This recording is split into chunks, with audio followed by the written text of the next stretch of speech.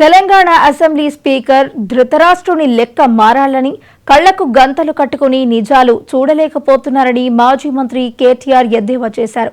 Chevella MLA కాళ యాదయ్య కాంగ్రెస్ పార్టీలో చేరి ఆ పార్టీ కార్యక్రమాల్లో పాల్గొంటున్నా స్పీకర్ మాత్రం గుర్తించడం లేదని అన్నారు.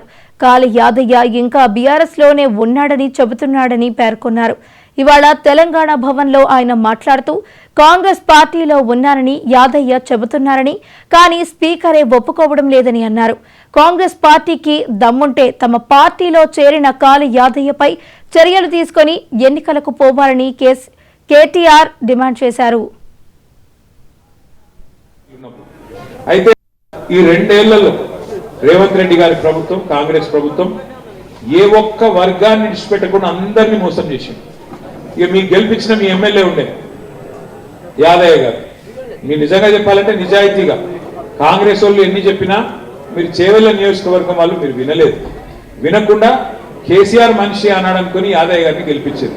మరి యాదయ్య గారికి ఏమైందో తెలియదు. గెలవంగానే ఆయనతో పోయిండు రేవంత్ రెడ్డి సంకల కూర్చున్నాడు.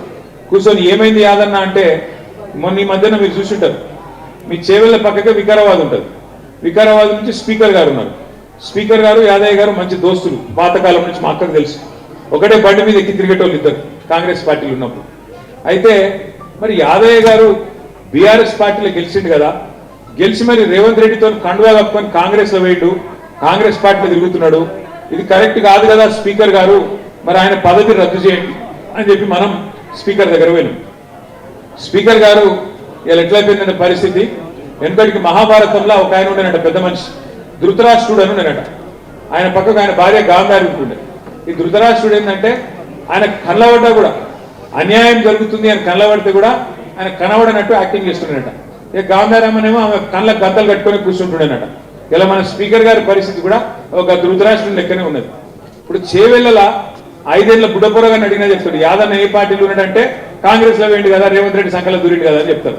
కానీ వికారాబాద్ ఎమ్మెల్యే గారు, మన స్పీకర్ గారు ప్రసాద్ గారు ఏమంటారు, ఇంకేనా యాదన్న ఎక్కడ పోలే, సబితమ్మ పక్కకే ఉన్నాడు, కేసీఆర్ పార్టీలోనే ఉన్నాడు అని చెప్పి స్పీకర్ గారు మొన్న తీర్పిచ్చిండు. ఈ రెండేళ్లలో రేవంత్ రెడ్డి గారి ప్రభుత్వం, కాంగ్రెస్ ప్రభుత్వం ఏ ఒక్క వర్గాన్ని విడిచిపెట్టకుండా అందరినీ మోసం చేసింది. ఇక మీకు గెలిపించిన మీ ఎమ్మెల్యే ఉండే యాదయ్య గారు, మీరు నిజంగా చెప్పాలంటే నిజాయితీగా కాంగ్రెస్ వాళ్ళు ఎన్ని చెప్పినా మీరు చేవెళ్ల నియోజకవర్గం వాళ్ళు మీరు వినలేదు. వినకుండా కేసీఆర్ మనిషి అన్నాడు అనుకుని